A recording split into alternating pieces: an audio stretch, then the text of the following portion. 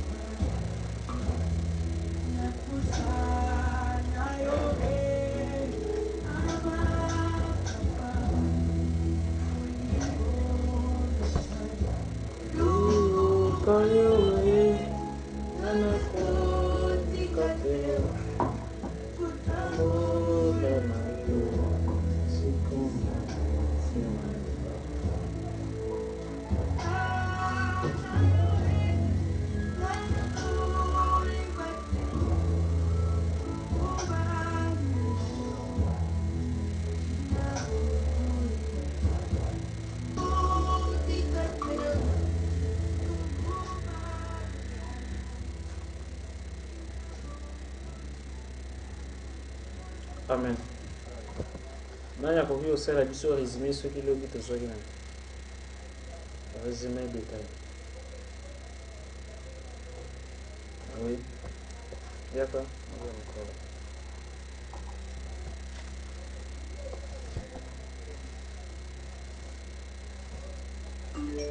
Merci maître pour la parole. Lobi tozwaki résumé sur 4 éléments de la nature. Mais tolobelaki mingi kaka mibale.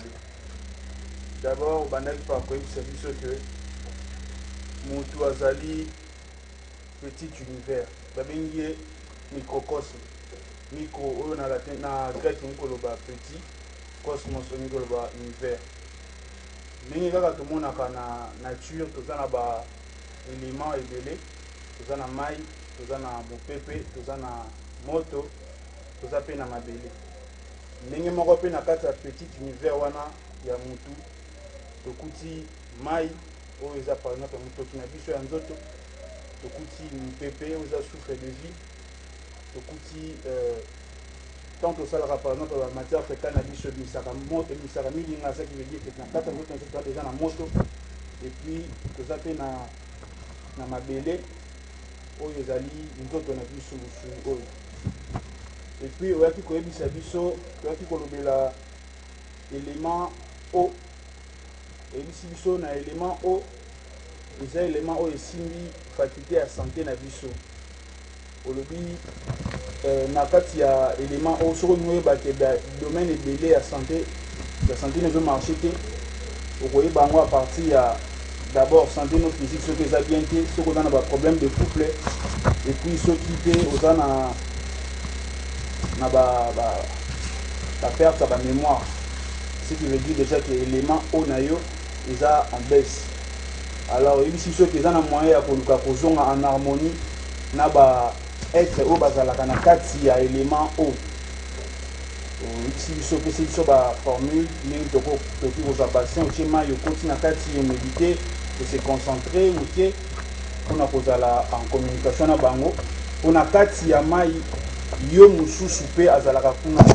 Alors yo wana mosusu aza na kati ya mai soki aza en harmonie te na baélémento ya mai ekosala pe ke awa sur le monde physique ozala na mwa badifficulté ya kovivre eloko ozolingo vivre po élément oyo na yo oza en harmonie na yango te. À part ça olobelaki biso pe lisusu à propos ya ezalaki par rapport ezalaki entre autres mutu oyo aza na oyo bazo basa osa ba pratique mabe neti ba masturbation neti ba femme de nuit neti ba tanga kuma ebele wana obaki soki omoni nyonso wana ekoluka e bloqué d'abord élémentaire eza en harmonie na finance ya mutu obiso komoni ba biloko wana okomo déjà ko signifier que élémentaire na yo eza oza na harmonie na yango te.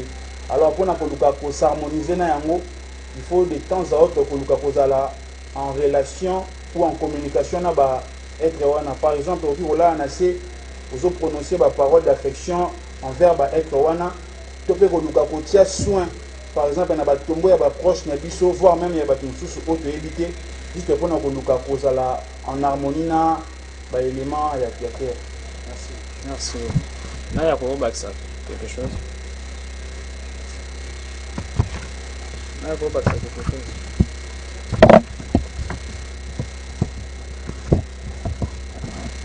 Vous avez dit que Naya Baksa, quelque chose? Oui.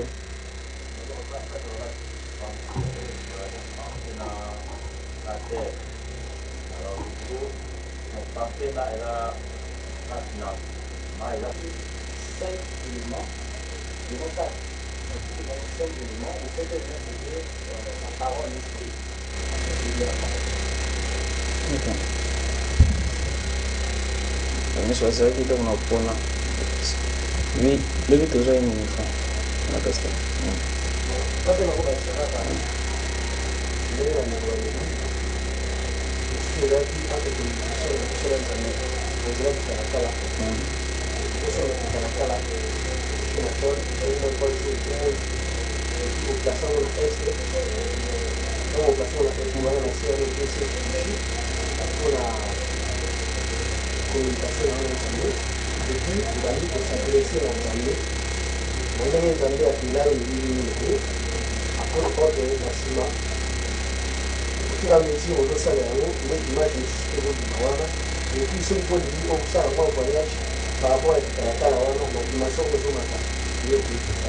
D'accord.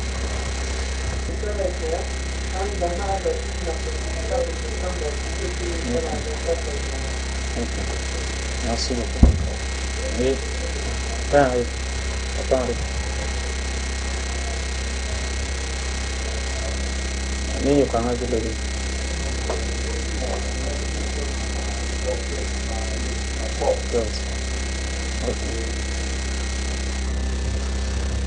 Oui.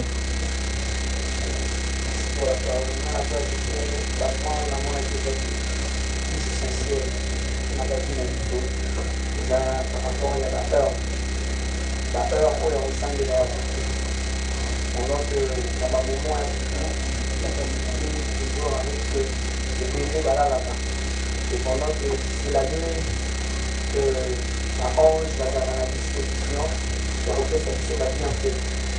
Et là, la peur matinale, pour évoquer cette chose, conscience, il y a toujours éveillé, pour la vous en contact, pour recevoir la bien à la bénédiction, la grâce, pour le temps de la en disposition, à la serviteur de Dieu, pour la être au-delà de la ange, pour la rencontre. Pesa moi va former mot simple na ba pratique pour 4 éléments. Il y a la non lecture en disant l'évangile de Marc est symbolisé par un lion. L'évangile de Marc est symbolisé dans un lion, symbole dans les faits. Même 4 évangiles, ils ont une liaison à 4 éléments. L'évangile de Matthieu est présenté par un jeune homme. Élément dans les O. Et l'évangile de Jean est désigné par un aigle. Et l'élément dans le symbolique est R. Et l'évangile de Luc est présenté par un taureau. Élément dans le symbolique est terre. Mais même si on a le colo, il y a 4 êtres vivants. Moi, je vais représenter terre, moi, je vais représenter feu, moi, je vais représenter eau, moi, je vais représenter air.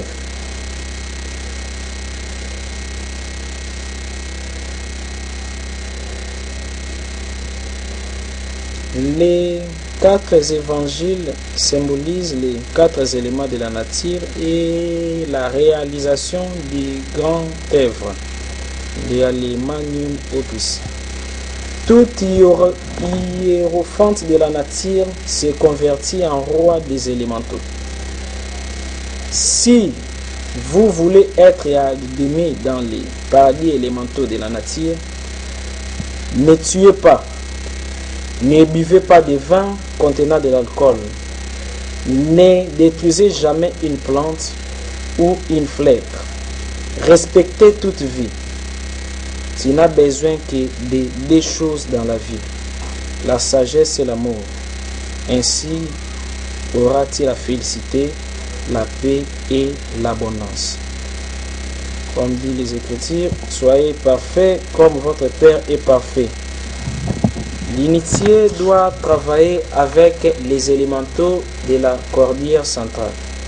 Cette cordillère est la colonne vertébrale, la matière première, materia prima, du grand œuvre du Père et l'enseignement. Tu le sais. Vos organes créateurs sont les récipients sacrés, les fourneaux et les chakras Muladhara, la cheminée et les canaux médullaires, les destillateurs et les cerveaux. Lorsque nous travaillons dans les laboratoires du 3e logos, il nous faut transmettre les plans de la personnalité en ordre de l'esprit. Les grandes œuvres ne peuvent être réalisées sans la coopération des élémentaux. Donc, pour expliquer. L'hénium ou pygmée sont les grands alchimistes qui transmettent les plans en or. Ils réduisent les métaux en leurs sémences pour les transmettre ensuite en l'or pur de l'esprit. Cet ouvrage serait impossible si les ondines n'obéissent pas ou si les salamandres du fait ne rendaient pas fécondes les voluptueuses naufrages.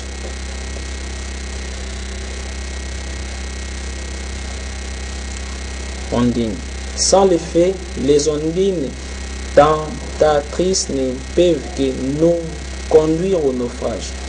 Ulysse, la tué guerrier destructeur de la citadelle, se fit attacher à un mât du bateau pour éviter les dangers d'aller tomber dans la mer, séduit par la beauté sexuelle des ondines. Les anciens mystiques disaient: vous serez tous dédiés si vous sortez d'Égypte. Et Dieu alors traversé la mer Rouge, c'est-à-dire l'océan des tentations. Les vapeurs de la matière première du grand œuvre n'alimentaient pas par la cheminée sans l'aide des sylphes rémiantes. L'hénium doit distiller l'or dans le cerveau et cela n'est alors épaulé les cibles qu'avec l'aide des sylphes aériens. L'hénium transmet les plans en or. Et l'Allemagne serait impossible sans les élémentaux. Il nous faut nous familiariser avec les éléments de la nature. Voici quelques exercices. Pratique avec les feux. Premier exercice. Allumer un feu. Pratique avec les feux. Allumer un feu. Vocaliser les mantras INRI. INRI. On vocalise ces mantras en 2 syllabes séparées et en tirant les sons de chaque lettre.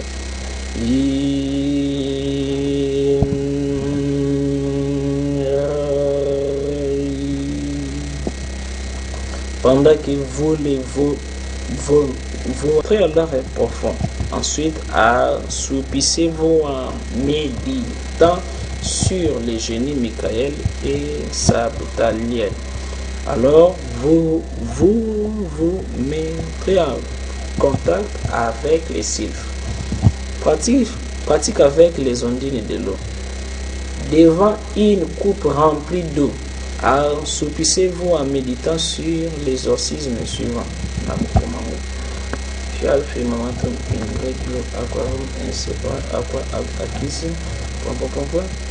Ensuite, ensommeillez-vous ensuite en vocalisant la lettre M de cette façon.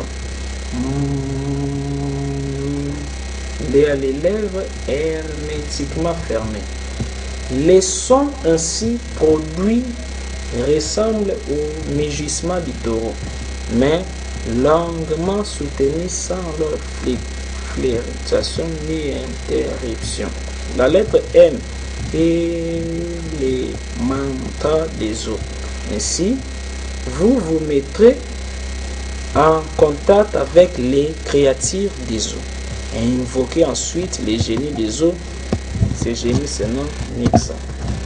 Pratique avec l'énium de la terre. Méditez profondément sur les temples cœur du centre de la terre.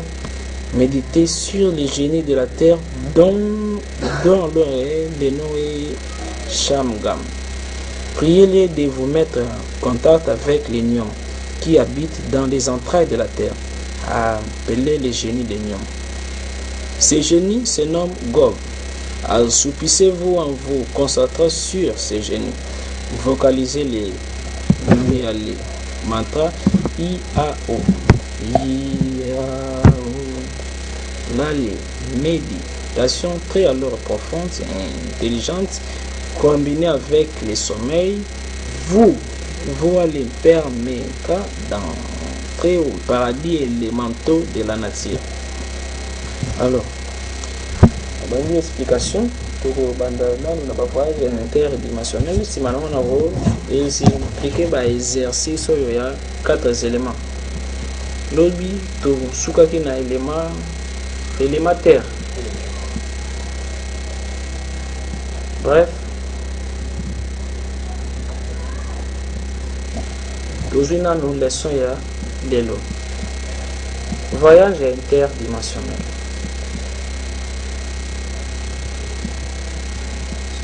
Voilà, ceux qui ont dans le dictionnaire, ceux qui ont le voyage, il a déplacé. Moto sengeli a voyagé pour nani, pour quel intérêt, wapi. Et avant de la voyage, moto azanani, to azanini, to azali walisa la nini na planète Terre. Si tu te rappelles, moto azali distraction nzambe na matière. Alors na kati ya moto ezali na portion ya nzambe fandi. Nzambe alingi azwa contrôle ya matière ezali nzoto ya moto. Soki azwi quand ali dans la matière, moto wana akomi éliminé. Soki akomi éliminé, moto wana azongi na kati na ye. Nzambe a réussir mission na ye.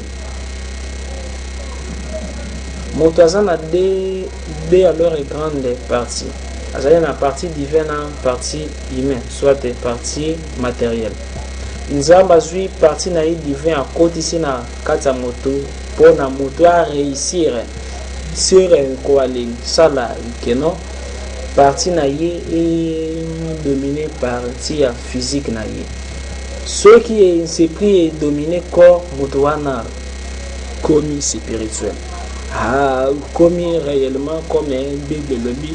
Savez-vous pas que vous êtes des dieux? Dérangement, dérangement. Savez-vous pas que vous êtes des dieux? Alors, moutouaro, comme a dit kaka soki ndenge lobi dobaki azali lisusu ko s'identifier na ba événement. Azali celui ni na bonheur ni na malheur. Zana batu misusu face à bonheur à perdre le contrôle. Zana batu misusu face à la souffrance na opposition na leur les chagrins à perdre espoir. Donc à perdre contrôle. Zambe na kata moto pour ça na ezali que non moto a perdra jamais contrôle moto a tsaye na première position ya j'ai pris na c'est-à-dire moto a zwa nzambe a tsaye comme prima ya existence na na premier commandement parmi les 10 commandements et commandement que non tu aimeras ton Dieu de tout ton cœur, de tout ton âme, de tout ton esprit. Na makasi na yo, na nzoto na yo, tout na makanisi na yo. Yo kwa la image moko te na ressemblance contre eux. Alors, quand est-ce que moto wa salaka que non molimo na ye e kongale tole nzoto. Yango na destin na biso na corps. Destin na biso na monde physique. Ezali teke ou comme un millionnaire. Dessin na biso za ka kotu te ke kwa le bala soit kwa le bote. Dessin na biso za la ka kotu te ke ya konsala kaka ba adoration na ba prière. Dessin na biso réellement sur terre ezali ya konsala que non physique na biso ezala influencer na esprit divin oyo azali na kati na biso. Début ya processus wana bandaka soki moto akomi kwalitia nzambe comme prima ya vie na ye. Chaque fois nzambe bandaki kwalisala alliance na le banani humain bandaki toujours kwalitia bango wa épreuve. Jésus a lebi na Pierre parce que Jésus a confié c'est quoi de Pierre. Alors Pierre banaki on péché a joué à leur investi. Pierre a s'épelé. Jésus a entendu Pierre a tourné Pierre. Même tu plus que ceci. Pierre a dit Seigneur oui na lingaka yo. A posé encore la question Pierre c'est que lingaka nga koleka c'est-à-dire koleka réussite koleka balimbisi ko les bien leur aimant l'intérieur au lobby. Troisième fois Pierre qu'on allait prendre que non dans les numérologie chiffre 3 ezaka chiffre moko vérité ezali chiffre moko ya réalisation surtout que chiffre ya Jésus vibratoire ezalaki 3 parce que chacun a biso na kati ya c'est pris ya moto ezalaka na chiffre bon cours ezali lelo ya ba chiffre te tango Jésus a réalisé peut-être 3 fois abino Seigneur yo moko yo ale yebi Jésus azalaki na besoin que non Pierre a lingaye koleka ba ligne bien leur aller matériel koleka même ba nini posa na ye omoni encore Abraham azalaki na nzambe azalaki astrologue azalaki ami de les dieux abotaka te nzambe asali grâce na mwana moko tango aboti mwana moko nzambe andebino peut-être ya Abraham komi kolinga mwana kolekanga comme nzambe alingaka toujours déjà na lobango ba moto nzambe alingaka toujours moto alinga ye koleka nyonso linga ye koleka mwasi na yo mbali na yo bana na yo musala na yo meme nzoto na yo. Nzambe alobi na Abraham bomelanga mwana na ye tango Abraham akomaki déjà na ba 150 ans bomelanga mwana na yo soki ezalaki yo olingaki réfléchir olingaki olobaki non l'ange des ténèbres déguise à l'ange des lumières. Mais Abraham a posé une question. Azwaki nzambe comme prima ya cerveau na ye. Azwi pe mwana lobby pas même na mwasi na ye parce que Abraham alingaki nzambe koleka mwasi na ye koleka bana koleka même vie na ye. Parce que Abraham azalaki na ndako papa na ye azalaki na mbongo. Nzambe lobby na Abraham tika nyonso.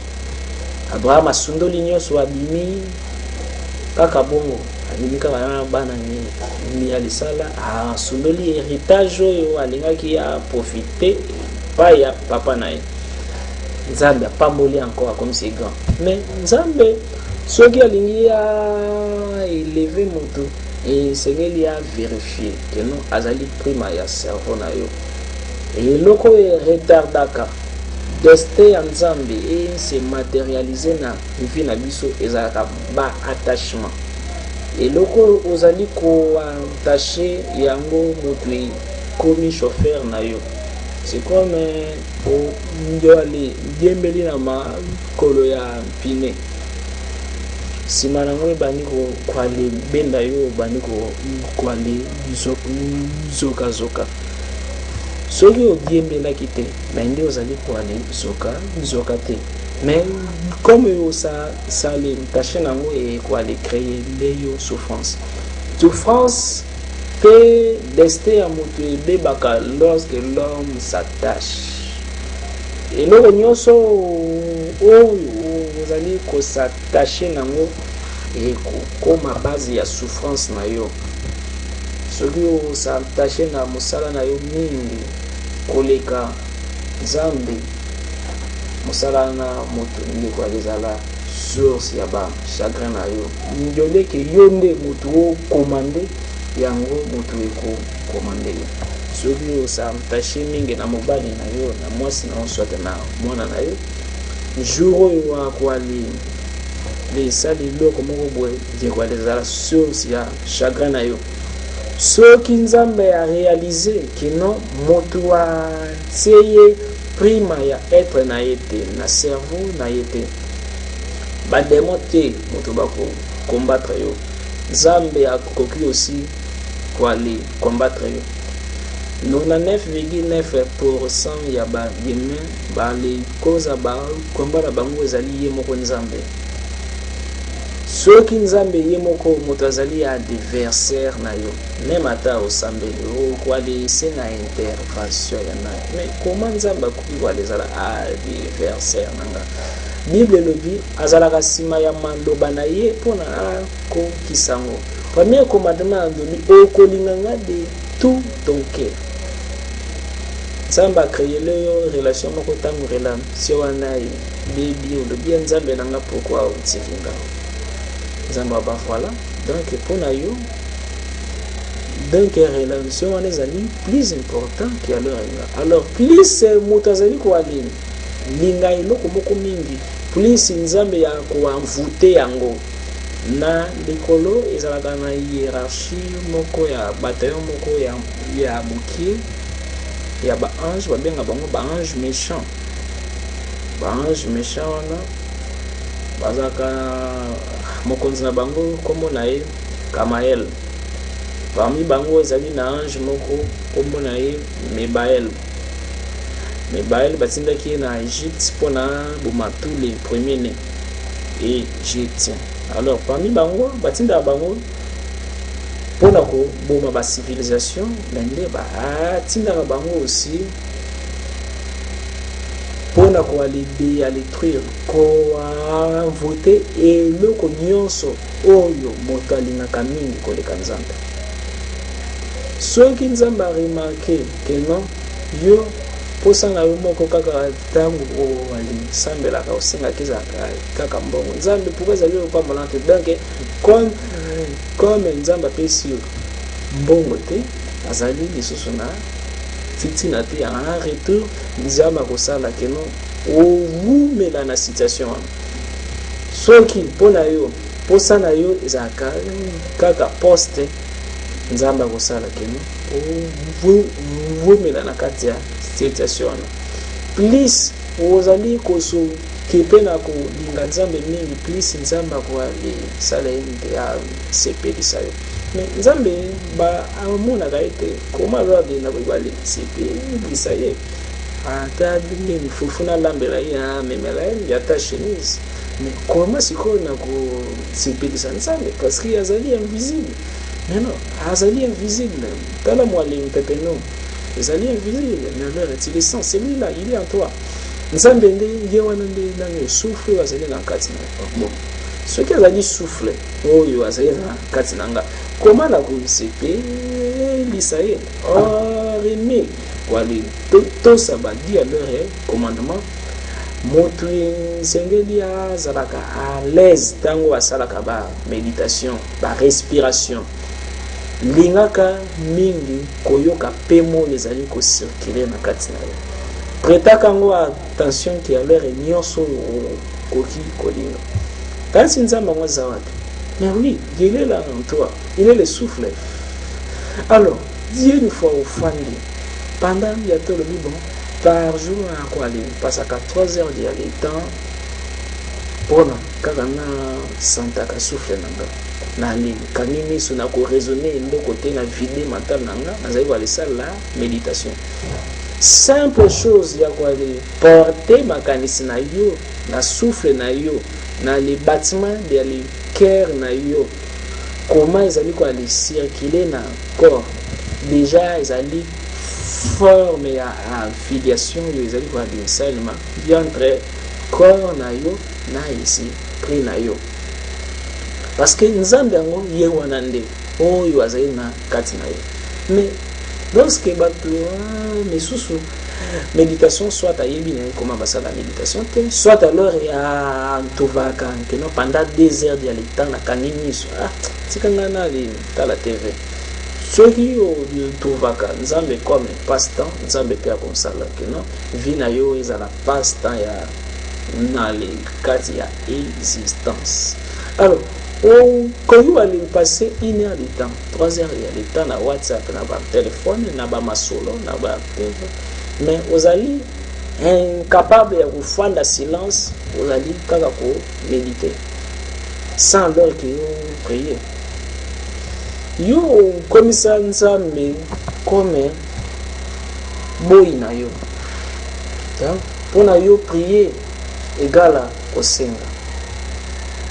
Alors que la Bible dit aza omniscient ayebi nyonso eza posa na yo avant même oloba futur na yo eza passé na ye alobi na monoko ya Jésus avant même suki moko ya mutu na yo elongwa na mutu ekoya na se ngai nzambe nayebi ke suki esengi ekoya. Et c'est alors un bon alors spirituel kangamaka na kosenga nzambe te mais kangamaka mpona ko aller forger esprit na ye ko forger esprit ndenge nini soki ozali ko aller porter intérêt na yo mingi na ba méditation na ba respiration sima nango na ko aller respecter nature spirituel soki ma titi koli na lo aller pas yava katango asinga kabango permission ya lobi na bango tina nini azali kwa katango parce que ayebi toute vie ezali na esprit eza na âme donc usali yango kaka na loyenge bongo okoti na désharmonie spirituel abomaka nyama ya le boma te même ata ya yo ya kolia esengeli yo dobana pourquoi allez voir boma ekeno tala nazali ko boma yo pona mais na yo s'incarner na niveau moko supérieur peut-être plus tard où il y a encore une forme moko plus intelligente donc ils allaient pona bien na yo spirituel jamais la na kanda na motema parce que yebi pendant kalali na kanda afungoli porte ya esprit na ye spirituel alingi que non spiritualité matanali kolona ye sepelaka na ba douleur na ba souffrance parce que ayebi que na kati ya chaque souffrance ezalaka na ba grâce ceux qui ont rejeté combat ont rejeté victoire moko ebatami na kati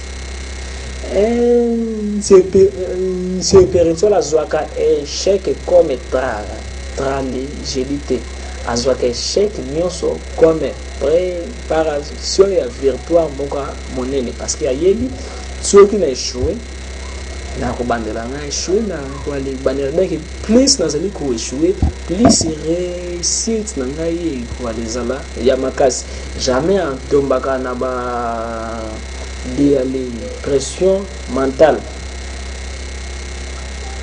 moto nyonso oyo yokoali pesa ye importance makasi na vie na yo keno soki supposons mwana no akufi koyeba keno nzambe sundolinga ezali trahison envers esprit divin oyo azala na kati na yo soki nzambe asundoli yo esengeli yo kufa.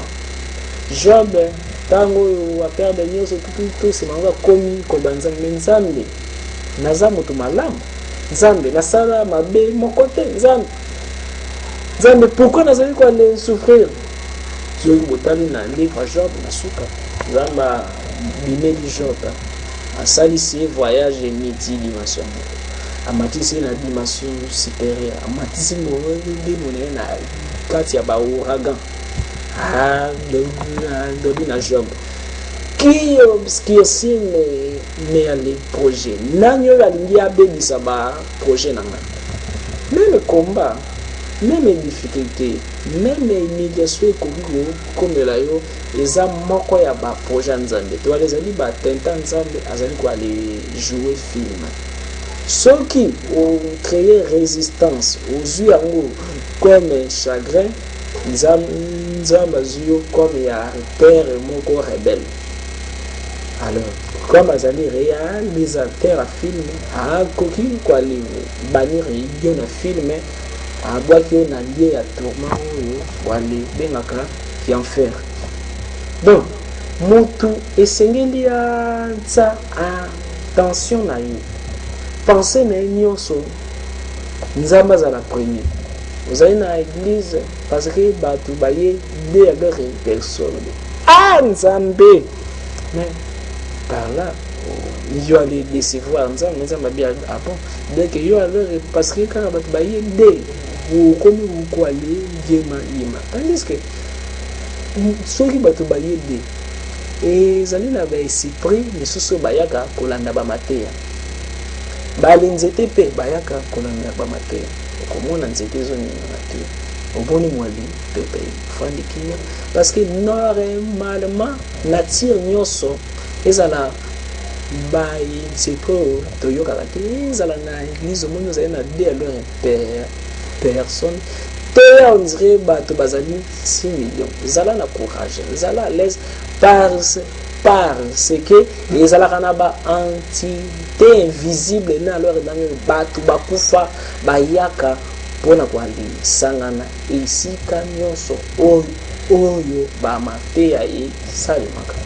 Alors na bareligion ebele comme na catéchisme ya religion catholique eza na parti moko wana na liturgie prêtre ntango azali koale teya ekomami keno azali koale sale donc azali koale teya non seulement bavivant mais azali koale teya aussi bamort parce que ezalaka na litanie moko wana esengeli yo tanga ya bamort saint boye saint boyakufa boale ezala na biso bosambela na biso parce que place nyonso oyo moto ateyaka oyeba te ezalaka na baesprit ya bato bakufa, ezalaka na baange, ezalaka na badevant bazali milimo efandaka na kati ya banzete, ezali na baesprit ya zamba ya mai bayakaka mpona koalelanda bamateya na biso. Alors soki un prédicateur pendaka azali koale teya azali dessus parce que azali na de à leur personne, alors baesprit na banjo oyo bayaki mpona koalelanda bamateya na yo bakoloba meno donc azali koignore biso bamoko na ministère na yo ekoki aussi koale fungola banini oyo problème koale ezala grand te parce que ozali komona grandeur zala grand parce que esprit na yo ezali divinité na kati ya matière.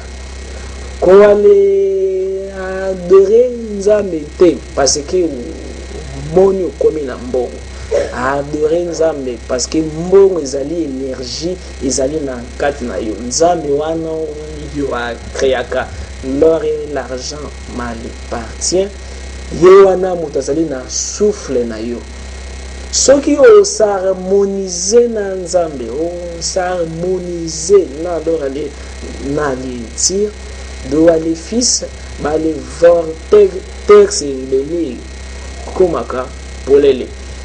Mais donc moto azali nzambe, mais nzambe yango afandi na corps physique, mais et esprit wana nzambe moto ezali kodirige corps physique, mais corps physique d'ailleurs moko ekanisi on dirait ezali indépendant et comme il le commander esprit. C'est par là donc na ba capacité à moto ezalaka enfermé parce que corps est comme quoi les diriger esprit, c'est-à-dire pour un esprit se développer et c'est corps ezala mal à l'aise. Ceux qui nous ont mal à l'aise pendant un certain temps et esprit est colaka. Mais ceux qui nous ont trop à l'aise, azo soigner soit lingi, pour ça masanga, nameli, pour ça ekobo, nameli, masturbation, nasali, diamba, nameli, kimoibi. Donc, vous allez qu'on satisfaire la moindre demande ya corps d'office, mbala moko, vous allez qu'on les fragiliser l'esprit. Corps na biso et salemi na nini, et salemi na ba déchet à nature nyos. Na kati ya nzoto na biso ezali na ba déchet ba étoile, ba déchet ba minéraux, nyonso ezali na nature. Ezali pe na poso na biso. Donc ezali na ba salité belé, ezali na ba démon belé, ezali na ba imperfection ebelé. Mais nzambe azwi divinité na ye akotisi na kati ya esprit na biso, pe na esprit na biso rendre corps na biso nini performant, pur. Mais ce qui est esprit est comme quoi les diriger corps. Si mayako tosa balwa ya na le tir corps même est comme capable de se métamorphoser parce que mutunamo limonaye ayebi que non nyonso oyo eza na monde physique ezali reflet ya monde spirituel. Ezali na un mystique Hermès et Trismégiste alobaki tout ce qui est en bas est comme ce qui est en haut, tout ce qui est en haut est comme ce qui est en bas. Alors ce qui est esprit d'ailleurs se développe pe makasi moto azali même na niveau ya ko se transformer na nyama parce que le mot impossible est ko na cerveau na ya comme aigle ya comme ko aller pouvoir ezali na saint moko na kombo ya Joseph Capertino, Saint Joseph Capertino passa 3/4 ya vie na ye ya pumbwa comme ndeke.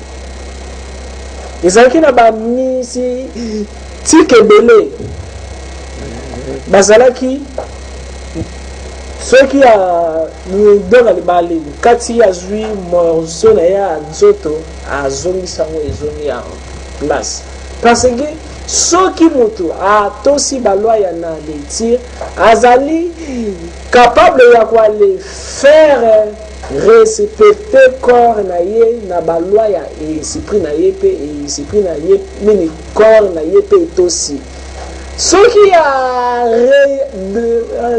réussir quoi les c'est là que nzambe azala prima cerveau na ye moto akoki pe kwa le tambola likolo ya mai parce que le corps na biso et récupérer taka balwa ya esprit ce qui est esprit est dompté yango corps na biso physique ezali on dirait animaux donc il y a animal sauvage et sengeli ko apprivoiser yango et sengeli ko aller rendre yango domestique moi azalaki na zamba okoki ko aller comme c'est domestique lion même atazaka méchant okoki pe ko aller comme c'est domestique nio quand même bakoki ko aller comme c'est domestique même ngando déjà dans le documentaire moko papa moko azali ko aller bongola ba ngando comme ba mbwa ngando azali ko aller soto donc alors aller simbe na koboye bana pe bazali ko aller sakana na ye. Alors corps na biso ezali animal sauvage. Il y a les papa Mlumba luka zipa groupe wana non donc tout ce que kabela mtasala c'est que zipa groupe wana soki mule banzi doit les pousser en bon. Alors corps na biso ezali on dirait animal sauvage et il y a bien le côté et ça la makambo par instinct et sengeli suko randa ngo conscient et sengeli o dressango ba dressaka nyama na fimbo ba dressaka ye na donc na banini mais aller temps de belé Paul a dit je traite durement mon corps so il appelle si méthode so on traite no durement to aller corps te réussite égale à 0 malchance so qui est simbi o ko seré trouver na ba astral inférieur ba dimension inférieure après alors aller au c'est vali pour kuna okufi esili ozonga pe esusute parce que base na yo ezali préparé te comme alobaki l'autre fois mutu afandaka na ba niveau ebele mais base à tout ezali sala ke corps na yo et tosaka ba langage ya esprit na yo salaka ke corps na yo ezwaka nyonso se ngaka te voilà le but tout m'est permis tout mais tout n'est pas utile parce que ce qui alors les nzambe na les première position ya esprit na yo te ceux qui ont arrivé à développer pouvoir wana eko mema yo na perte eko ki ko mema yo alors na ba déviation parmi bateau au pouvoir spirituel et mema na ba déviation tozanet na Hitler azala qui est un bon leur spirituel azala qui est un bon kabbaliste azala qui est un bon magicien positif tant azala qui nano nos simples populations. Tant on développer esprit naie, abani kwa landa cour na ma temple céleste parce que zala na ba leçon misusu ma kambanzambe bazwara ngo na ba temple likolo. Tant abani landa cour zala na niveau moko moto soki akomi na degré esengeli asala choix na ye ya kwa les servir Yahvé to servir Yahweh. Yahvé eza ombre ya nzambe nzambe aza na elili na ye deja na lobango nzambe oyo asaka malamu aza ya lumière comme le Yahweh mais azali encore na elili na ye comme ne Yahvé ye wana nde alors moale konzi même ya Lucifer azwaka énergie na Yahvé ba Jésus ba Mahomet ba Bouddha bazwaka énergie ya lumière et pas ya Yahweh mais Yahvé na Yahweh ezaka mutu moko mende ombre na lumière et alors on dirait yo oza na ombre na yo alors à un certain degré alors qui non esengeli na sala choix ni yawa lobi na yo soki oponinga okosala bamalamu okosala bien social yava lobi soki oponinga na kwale peso pouvoir autorité tout domination connaissance makambo ebele okozala vraiment na CRC mais mpona réaliser rêve na yo alors ya kwale réunir monde nyonso esengeli yo ozwa likongo ekotaki Jésus na panzi donc bengango lance à destin soki ozwi yango depuis que le monde moto nyonso oyo agardaka lance wana ekotaka Jésus na panzi parce que Jésus azalaka africain lance wana oyo ekotaka Jésus na panzi moto wana akomaka meilleur akomaka na succès akomaka champion banda na ba Napoléon banda na ba Charlemagne banda kaka alors les passer de main en main banda na ba empire africain tout tina ba asiatique tina ba européen c'est pourquoi dans ponaka Yahvé après yango esalaka ke parce que dans un temps ya kobeta lisolo na été esalaka ke non tomber à comme les champs tomber tout pouvoir isoler que commissaire mutumagamu et bannir et commissaire mutumabe la même chose enseignement nyonso spirituel ezali ya nzambe mais soki oyebi koalenza nzambe na ba priorité na yo te ekoki koale komela yo tragédie pe ozwi pe pouvoir yango te mene obeli na yo liboma perdre na yo vie parce que otie nzambe na première position ya vie na yo te.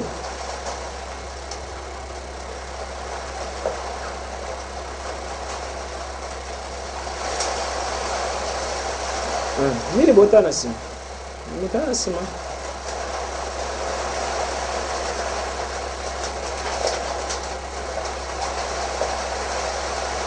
Première position ya vie na yo te. Moto azali ko aller vivre na monde physique grâce à corps physique. Moto azali ko vivre na monde éthérique grâce à corps éthérique. Moto azali ko vivre na corps astral pe na monde astral. Moto azali ko vivre na monde mental grâce à corps mental. Moto azali ko vivre na corps atmique grâce à corps atmique. Moto azali ko vivre na corps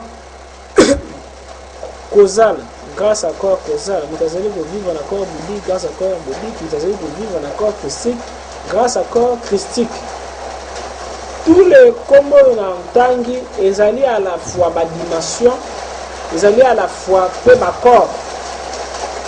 Tala, est-ce que moule ezali va les déranger ba son?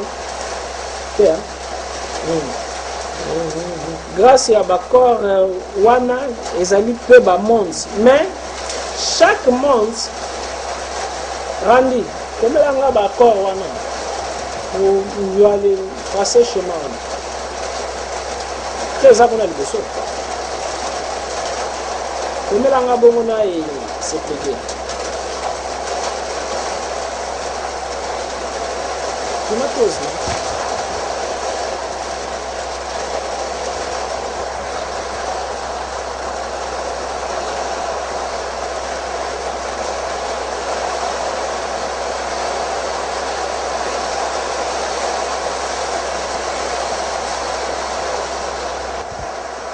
Moto avant que yaya wana monde physique abandaka nanu na kati ya cerveau nzambe. Moto soki azali na kati ya cerveau nzambe azali ko donc azali nanu inexistant. Sima ya kolowa na cerveau ya nzambe, nzamba zwaka moto wana afandisi ye na kati ya logos, na kati ya parole, na kati ya Christ.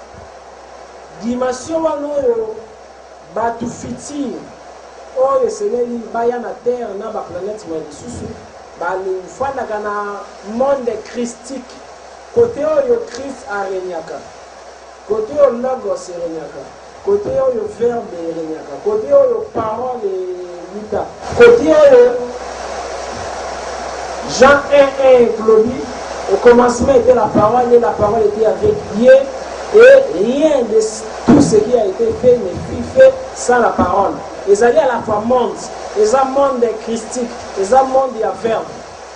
Moto abandaka nanu na dimension christique. Si manango, ceux qui a vivre kuna comme existence, ils allaient distraction ensemble, même à terre existence à ange, ils allaient distraction ensemble. Moto essayait à ça là-bas expérience. Essayez à ça la stage. Par là, molimo mutu kolongwa na dimension christique et qui tient la dimension dimension atmique.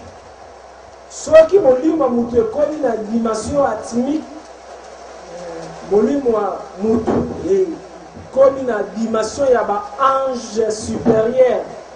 Trois leur famille à ba ange supérieur. Mutu komi na même niveau. Na ba séraphin ba oyo bazali ba anjo bazaka pembeni ya trône ya Nzambe. na donc Séraphine la dit animaux du trône comme 24 et comme 4 êtres vivants baza Séraphine simanango mutu akoni na même dimension ya intelligence pe ya pouvoir wana na makotami kaka na planète Terre akoni na dimension ya intelligence moko na 24 veya akoni na dimension ya intelligence pe ya pouvoir moko azali kwa le vivre la kuna na Séraphin et tout causal, aza na corps bouddhique, aza na corps atmique, aza na corps christique. Elobi moto abandaka nanu ko vivre na kati ya cerveau nzambe wana ezali corps oyo ezali au-delà corps christique, corps infini. Kutu na 9 corps infini wana ezali cerveau nzambe ye moko. Simango nzambe azwi parti moko ya cerveau na ye akotisi yango na monde moko oyo balengenge yango monde christique. Parti wana ya cerveau na ye dès que ekoti na monde christique ebengami mba moko corps christique. Corps christique yango wana nde kote oyo Christ afandaka. Christ ezali corps, ezali pe monde. Nazali kolobela Jésus te nazali kolobela Christ. Alors parti christique wana ezali na kati ya nzoto ya mutu nyonso. Bon, Jésus azali parmi ba grand maître oyo ba réalisaki ba le développaki corps christique na bango wana planète Terre na niveau 100%. Alors Christ corps christique na dimension christique wana tout est parfait. Nyonso eza lumière, nyonso eza vie. Ezali grâce na ngo mutu Jean 1:1 elobi. Au commencement était la parole et la parole était avec Dieu et la parole était Dieu. Donc que tous les habitants à niveau christique baza banzambe, baza capable ya ko créer. Baza ba créateur. Donc mutu avant qui est na niveau C azalaki na kati ya réunion banzambe na dimension ya monde christique na corps christique.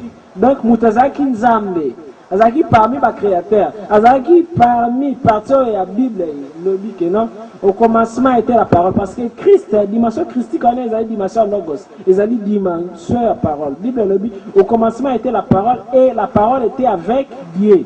Mais la parole était aussi Dieu. Nyonso esalemi grâce à parole. Dimension christique wana mutu azalaki kuna. Si malango mutu est vrai kuna comme mutu existence ya mutu ezali expérience ya divinité na matière. Tango asali expérience ya ko créer akoshite lisusu akiti na dimension ya C akiti na dimension atmique. Dimension atmique ezali dimension ya 3 alors famille ya ba ange, ba séraphin, ba chérubin na ba trône. Mutu comme na dimension moko très élevée. Comme na leur capacité ya ba ange. A vivre dans le monde ya ba séraphin. A vivre dans le monde ya ba chérubin. Le monde ya ba séraphin yo ba benga ngona comme ya keter. Bazaka toujours na forme ya fée. Bazalaka na forme ya ba animaux. Parmi bango ezali na 4 animaux ya Apocalypse. Bazaka na nsima papu. Rôle na bango ezalaka kwa le matron na nzambe. Bazali on dirait ba protocole d'état divin. Simanango ezali na deuxième famille to bengi ba chérubin. Bazali ba adorateur.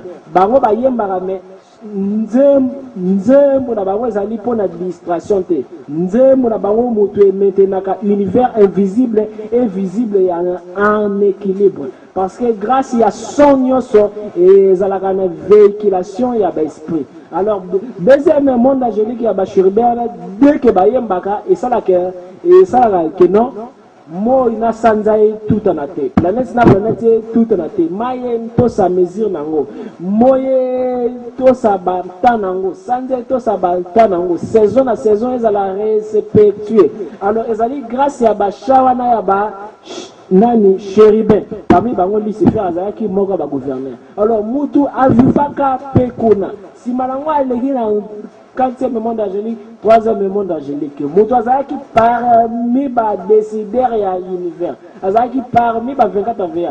Frère, pourquoi vous allez olala vraiment dans enseignement vous allez olala? Beke mulo vous allez poso olala. Soko ki poso olala bino kei na ndako lali kimia non?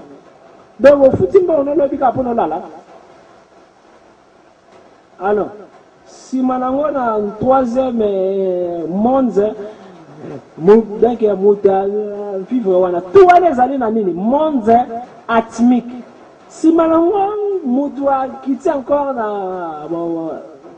monde mususu mutu comme pour vivre na monde bouddhique grâce à corps bouddhique mutu azali na monde bouddhique grâce à corps bouddhique mutu comme na corps bouddhique kipaka makambo ya mukilité kipaka ba bien matérialité mende visaka toujours degré supérieur azali na besoin ya longwa na corps bouddhique pona koma na corps nini corps atmique mutu azali na corps atmique azali na besoin ya longwa na corps atmique koma na corps nini corps christique mutu azali na besoin corps donc mutu azali na niveau corps christique azali na besoin longwa na corps christique à rejoindre corps wana ya infini azonga na cerveau central ya nzambe. Alors dès que Bouddha babengaka Bouddha ezali komba mutu te ezali moko ba corps tous les corps na roloba ezali na kati nzota mutu ezalaka développer. Alors na nini au niveau ya dimension bouddhique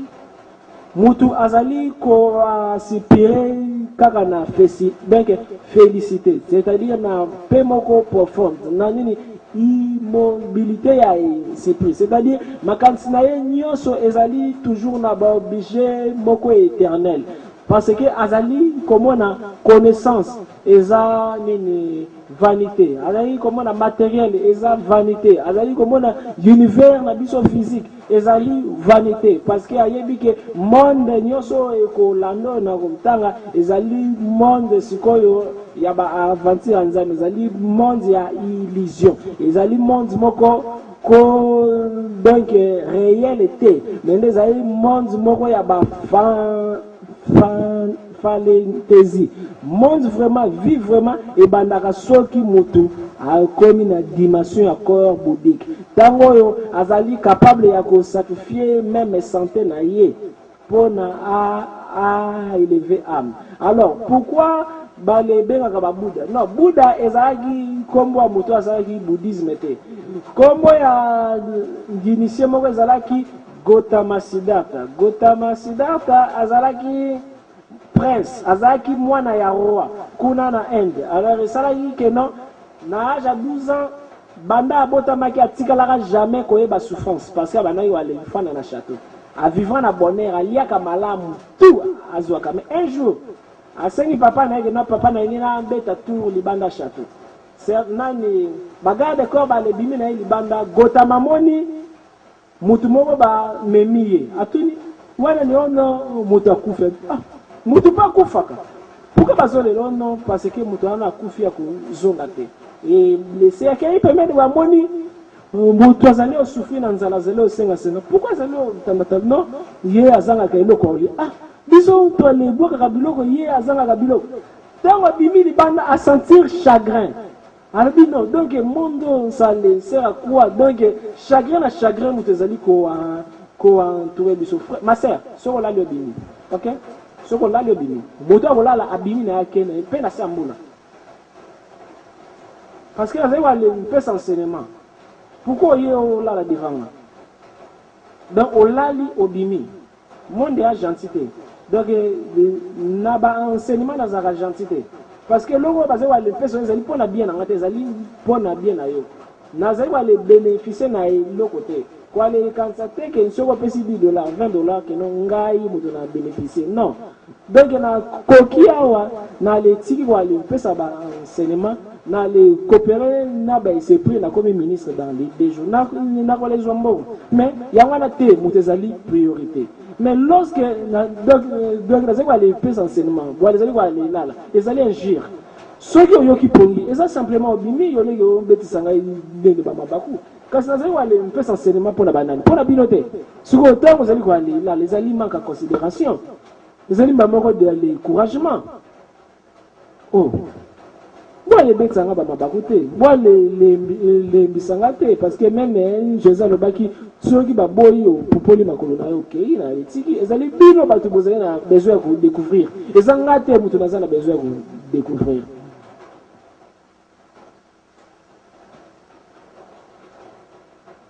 Alors, puis alors papa mulumba bino zana bwa litaka ndeko mondi mutalali bwa libimisi randio zali wana nkaka kono fanda ka wana sidi ndeko bomondi mutalali joli kena nkata mate bozi bwa libimisi ya bimi libanda simangwa telemi après ya luki aye oh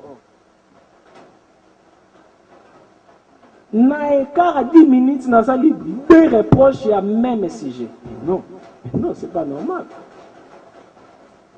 Na les arana facilité à vous dengana batu panda bako.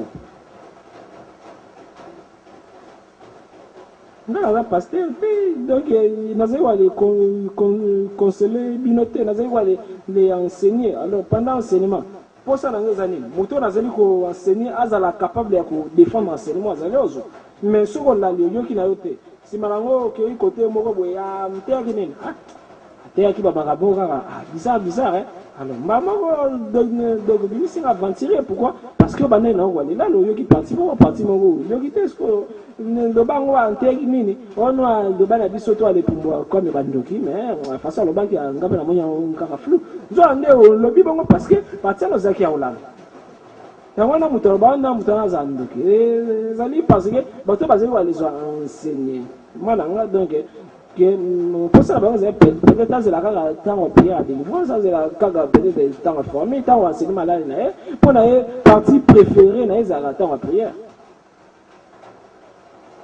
Alors, Gotama Siddhartha, tant Monique non monde égal à souffrance, chagrin, lobby, côté ni n'a qui ma souffrance, zone la carte à château. Si malango wa moni mwana musana bango moko kufita risque ba mesana qui sali encore passé habitant que vie égale à la souffrance alors le bi comment na go wale qui ma souffrance abe sengeli na zala na félicité c'est-à-dire na alors luka yeta moko ya yani abnégation c'est-à-dire yeta moko ya non existence c'est-à-dire yeta moko ya silence absolu à penser. Alors, pour provoquer silence, soit kimia nangai, et c'est une kangamiso. Abidé que kimia sont les arrêtés na kangamiso parce que na romona nangelo côté, na romona souffrance te. Abandi wa le kangamiso, kangamiso. Abia ba makanta ba souffrance na mona ke bandi ko ya habité. Tika na sala tu na le kanta kaka souffle za na kati nanga. Makati na ekomi kanga na souffle za na kati na. A méditer pendant 7 ans zali ko fungola miso ta zali ko liate. Azuer la muki akei na désert a continuer na yeba méditation. Et ali niveau ba koro moto akomi ko s'attacher na donc na ba posa moko divin. Posa moko ya ko se détacher na ba réalité matérielle. Akomi ko vivre na ba dimension mususu. Comme ki na dimension na ba benyango kotama Bouddha. Comme Jésus tant akomi na ba niveau moko boye ba bengi Jésus Christ. Donc ezali moko ya bakoro yo mutu a koma kana donc a développer pakango pe ya vivaka na ba dimension wana ezali na ba caractéristique nango simba nango mutu soki a loin na dimension bouddhique dike aye na dimension yo ba bengi dimension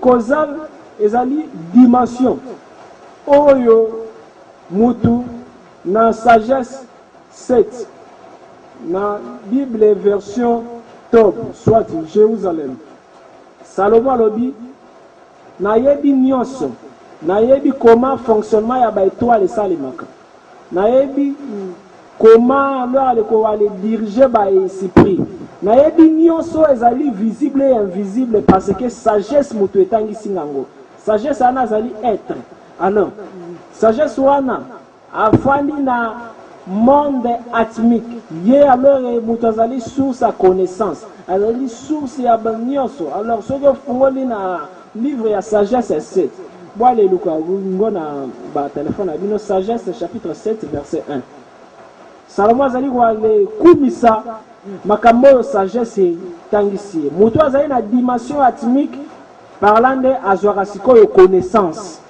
Connaissance est sous la dimension atmique. Ce qui est passé connaissance est silique, connaissance est la tinate. Alors, Moutoua Zali, ce qu'on a dimension atmique à la connaissance. Salomon. Donc, verset Jérusalem. Bon, on a la Bible de téléchargement version Jérusalem. Alors, dimension anthmique, dimension causale. Dimension causale, les amis, dimension causale. Dimension causale, les amis, dimension oyo mutu azui pouvoir. Les amis, Salomon a commarqué la dimension na lobi na yebi nyonso. Tango asengi nzambe intelligence na sagesse. C'est-à-dire, asengaki nzambe pesanga corps causal, un accord causal na un accord mental. Corps mental ezali géré na intelligence, corps causal nde wana ezali na sagesse. Alors, tango comme na sagesse, tango de aller passer à comme une dimension bouddhique, Salomon koloba tout est vanité, c'est-à-dire dès que ayebi nyonso Seigneur le canivana comme ce qu'on a dimension bouddhique. Par là le but tout est vanité parce que déjà ayebi nyonso bon utiliser nyonso comme ce qu'on a posa à matana supérieur, c'est-à-dire et Seigneur a bomaba posa na étoile kiti dimension causale ezali dimension oyo mutu livre et ntangisake lisusu te akomi ko ale ntanga nature mbule zobeta azali koyoka langage oyo chaque bâtiment ya son ya mbule zoloba kake beti ayoki maloba ya bakake tomoni yango na Bible Jean na Apocalypse bakake beti 7 tonnerres Jean alingi akoma makambo oyo kake lobi ange alobi kokomate chaque son ezalaka na ba parole nango. Chaque son ezalaka na ba enseignement nango. Même à tabanzete lorsque Jésus le dit la nature ne vous enseigne pas, et là qui s'agit simplement que non koki kwa les enseignement même ata na libango simbi yango bandi koyoka mais koyoka ngona matoi physique te. Chaque corps wana ezali na matoi nango ezala misu nango ezali na munoko nango ezali pe na monzi nango ezali pe na ma yele nango. Tango yo balobi mais Jésus c'est ba disciple no batika makela lobi nini soki bango ba fandi kimia mabanga ekoloba mais elingaki eloba na plan physique te elingaki eloba na ba plan causal parce que ezali dimension oyo moto ayokaka ba mabanga ayokaka munoko ya bambisi ayokaka munoko ya ba soso alors ezali à la fois dimension au kokiko vivre ezali à la fois corps oyo au kokiko développer ezali dimension ya connaissance directe simanango 4 wana oyo to ale tangi wana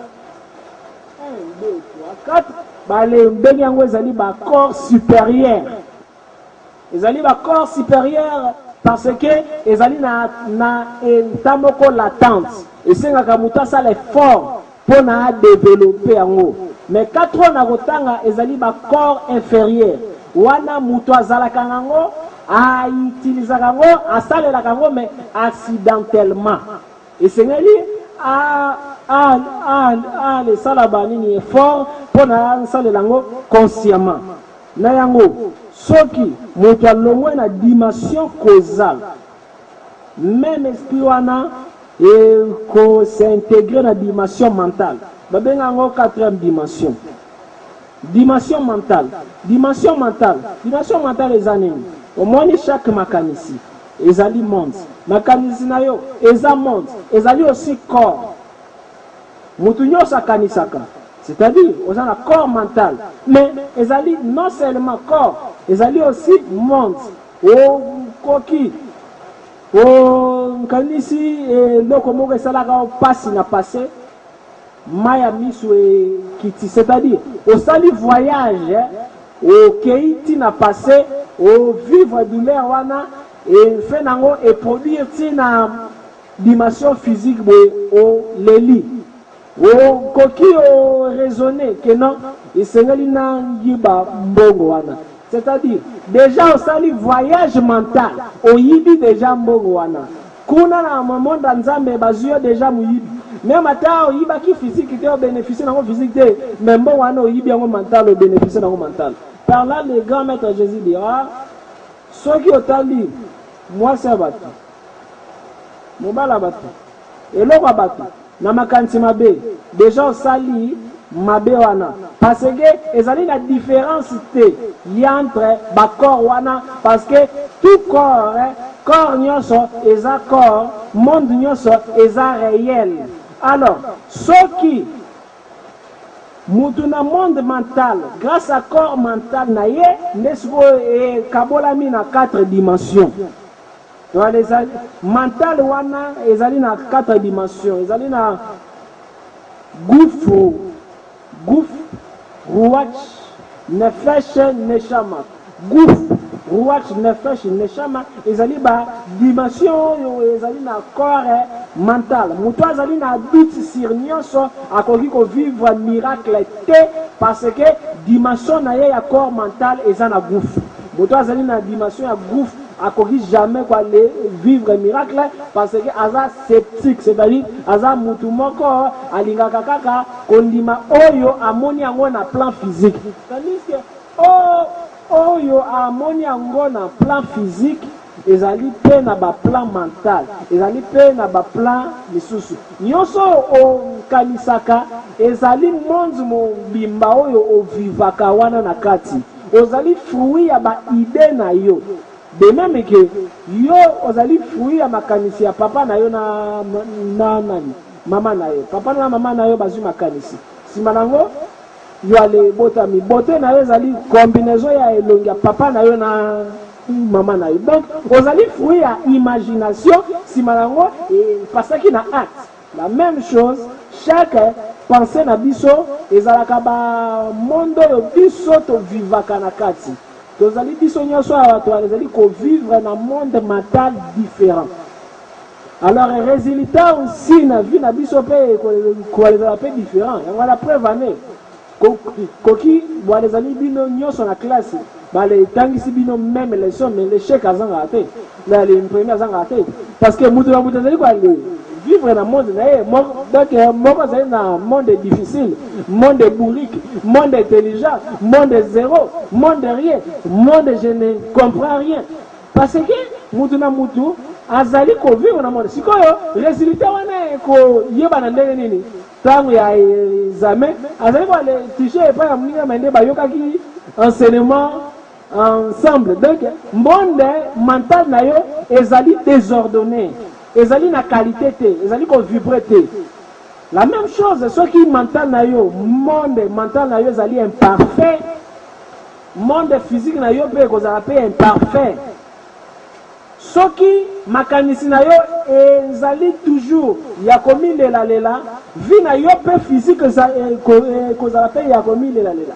Ba grand homme d'affaires, ba riche face à ba problème mais ba gardera toujours espoir, bazara toujours la ba parole mora ba foi. Ce qu'on dit na YouTube bazara chaîne moko ya ba motivation ba riche azali wale fait ça secret à réussite concert. Tu vois dans la vie il y a un secret ngai na choix 20 fois maintenant na tikaka te na zara toujours na courage de na mati mais riche azali kwa les joie échec comme porte à réussite mais pauvre azali kwa les joie échec comme tragédie azali sous comme il est là. Donc pauvre azali kwa les préparer terrain pour la comme encore d'aller plus en plus pauvre parce que la richesse n'est pas question ya ba opportunité. Richesse azali question ya oyo osimbi na mbongo te. Richesse azali nanu eloko moko mental ya ba aspiration. Pour na yeba ke mutu azali na venir à makasi esengi na yeba ba penser na ye. Dès que penser na ye ezali toujours que non ngai na ko échouer. Na bi ke mutu ezala na te yende nini ezala na sali ye prier ndeni nini. Pour na avancer ezali pasi parce que pour na ye akanzi que non ozaka kaka na famille moko spéciale. Yangwana ozali kwa le boya kwa le pesa ye. Tandis que meilleure formule spéciale ezali commence premièrement à organiser qualité à ba penser na yo. Quand ba si malango alors plus tard alors ndogi mutu moko tuna mais maître ozali ofungolanga tozali ofunga mais yo alelingi na folo nini ngalo na zana bakadena ofungula question ezali nini yo bongisa cerveau na yo eza monde eza mafamu lumboyoka eza monde eza yonde mutu toujours ozala kaka na ba réclamation. Alors donc il y a les alliés monde eza monde tout est dépendant nano na ba pensée ceux qui ozali quoi les vivre toujours ozali quoi les kanisa keno ezali na ba secret moko il fallait ozwa eza na cérémonie moko non ba cérémonie nyonso esalemaka na monde physique ezali kaka décoration parce que ceux qui maintenant ezali préparé te ezala Jésus aye à sambeleli yo prière ya mutakala yo bonga te parce que yo moko ozana foi te mais mwasi wana oyo atanga makila pendant 12 ans azalaki na besoin ya kosolola na Jésus te azalaki na besoin seulement asimba kaka elamba Jésus. C'est-à-dire, azalaki na besoin na mental na alobaki dès que na osimba mutoyo ayebanga te ayambanga te mais yo ye consultation bayambi yo te ovimbani osiliki obandi kwale loba nzela tina butu kuto olandi ozali kwale loba kaka ngai alors donc nami so kaka wana zai nini marque ya connaissance parce que soki ozwi eloko na plan physique te ezali na ba plan ebelo okoki kwala ezwa eloko wana ngai ezali na bato misusu bale lika ayaka peut-être nayambi ete mais alai na butu amédite azali na foi alali aloti ngai keno na ye nasambeli esima ngo alamuki na ntongo boye yabiki tout alors depa ya dimension na yo ya bacréation ya organisation mentale na yo ozali na besoin kaka ya contact physique te mpona miracle se réaliser mais ozali na besoin otia ordre nano na mental na yo soki otia ordre na mental na yo te tous les pasteurs bakobima kaka baescro tous les prophètes bakobima kaka batia l'écro tous les nganga bakobima kaka baescro okochange église après église mutu après mutu ngangambi après nganga yokola ezala komoni mettre asomisanga pentacle avanti zape donc mpona yo bato nyonso bazalaka kaka mabe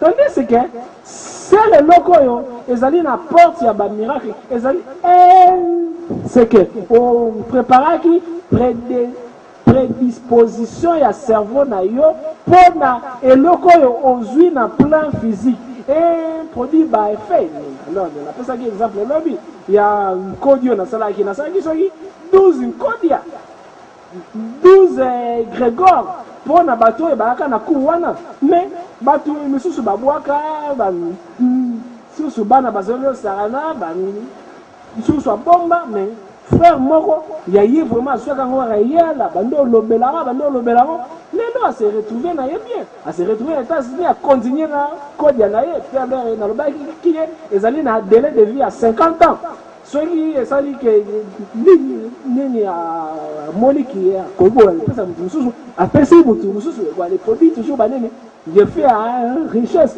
mais comment koki opesi loko et pas mutu mususu ezali osala miracle et pas mutu mususu ezali kwa lisala miracle te tout dépend ya état ya dimension na ye mental c'est-à-dire na kati ya dimension mentale soki ozali na dimension ya gufu ozali mutu moko badoute kaka badoute te mauvaise perception peut-être ya mutu azali koalenisa lelo travail supposons déjà na guide na yo ndobaka